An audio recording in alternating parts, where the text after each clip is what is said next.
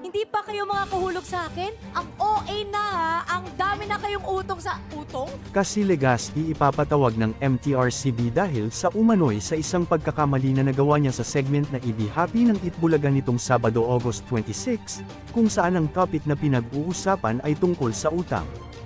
Dito nga ay narinig niyang nag-uusap sila Cherry Solomon, Winwin Marquez, Alexa Miro at Arasan Agustin, kung saan nabanggit ang mga utang na hindi mababayaran. Ganito ang malinaw na sinabi ni Cassie, kayong lahat hindi pa kayo makakahulog sakin.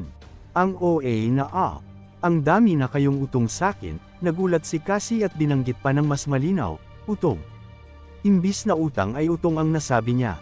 Hindi pa kayo makakahulog sa akin? Ang OA na ha, ang dami na kayong utong sa utong? Utang sa akin!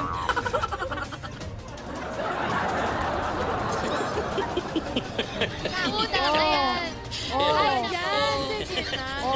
Sa next cut-off na lang ako magbabayad. Oo Sige, nga. promise, ha? Ako din, promise. Next week, babayaran ko kayo lahat, okay? Mapapansin na gulat si Cassie sa kanyang nasabing salita, at tawang-tawa naman sila Alexa at Ara.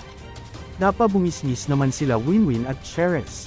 Maririnig ang mahinang salita na sinasabi ni Cassie na sorry, sa mga kapwa niya host. Sa akin!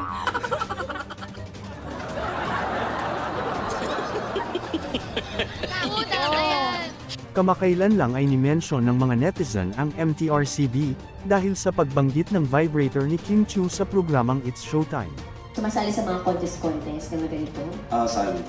Pari-pari. Announcer po ba kayo? Ang ganda Hindi po po. ng vibrator ng boses. Radio announcer. Vibration ng boses. At humingi naman ng paumanhin si Wally Bayola sa pagmumura niya sa EAT. Ako po ay may nabitawang salita na hindi ko po dapat sinasabi. Nagkamali po ako doon at ako po ay humingi ng inyong paumanhin.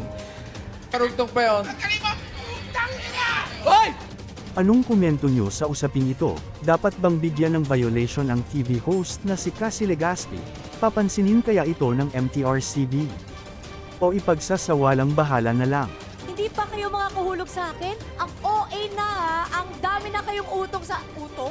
Utang sa akin!